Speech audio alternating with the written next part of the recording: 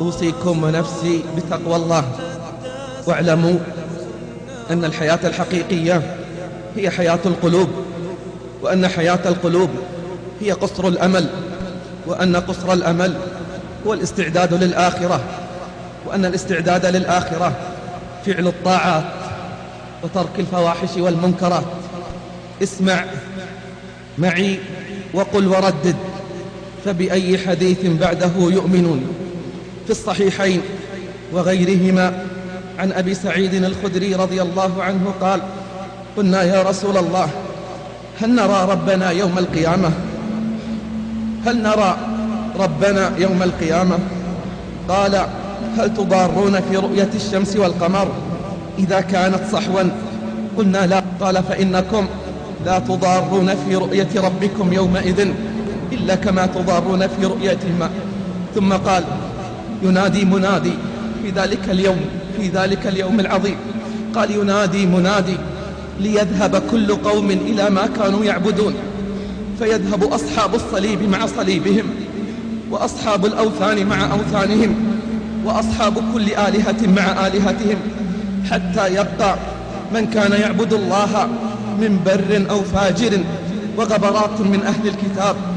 ثم يؤتى بجهنم تعرض كأنها سراب، فيقال لليهود: ما كنتم تعبدون؟ قالوا: كنا نعبد عزيرا ابن الله. فيقال: كذبتم، لم يكن لله صاحبة ولا ولد. فماذا تريدون؟ من هول ذلك اليوم وطوله وشدة حرارته. فيقول: فماذا تريدون؟ فيقولون: نريد أن تسقينا. فيقال: اشربوا. فيتساقطون في جهنم. ثم يقال للنصارى: ما كنتم تعبدون؟ فيقولون: كنا نعبد المسيح ابن الله. فيقال: كذبتم، لم يكن لله صاحبة ولا ولد. فماذا تريدون؟ فيقولون: نريد أن تسقينا. فيقال: اشربوا. فيتساقطون في النار، حتى يبقى من كان يعبد الله من بر أو فاجر. فيقال لهم: ما يحبسكم وقد ذهب الناس؟ فيقولون: فارقناهم ونحن أحوج منا إليه اليوم، وإنا سمعنا مناديا ينادي ليلحق كل قوم بما كانوا يعبدون، وإنا ننتظر ربنا. إنا سمعنا مناديا ينادي ليلحق كل قوم بما كانوا يعبدون، وإنا ننتظر ربنا. قال: فيأتيهم الجبار في صورة غير صورته التي رأوه فيها أول مرة، فيقول: أنا ربكم. فيقولون: أنت ربنا.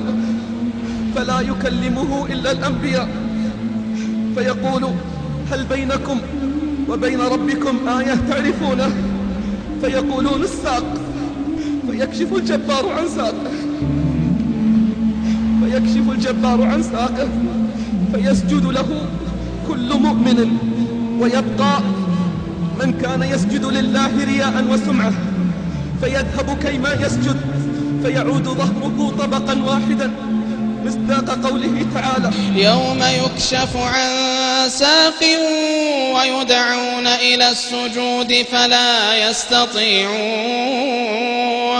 يوم يكشف عن ساق ويدعون إلى السجود فلا يستطيعون.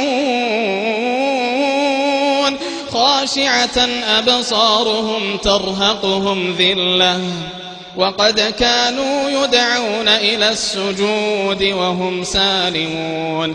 فذرني ومن يكذب بهذا الحديث سنستدرجهم من حيث لا يعلمون، وأملي لهم إن كيدي متين.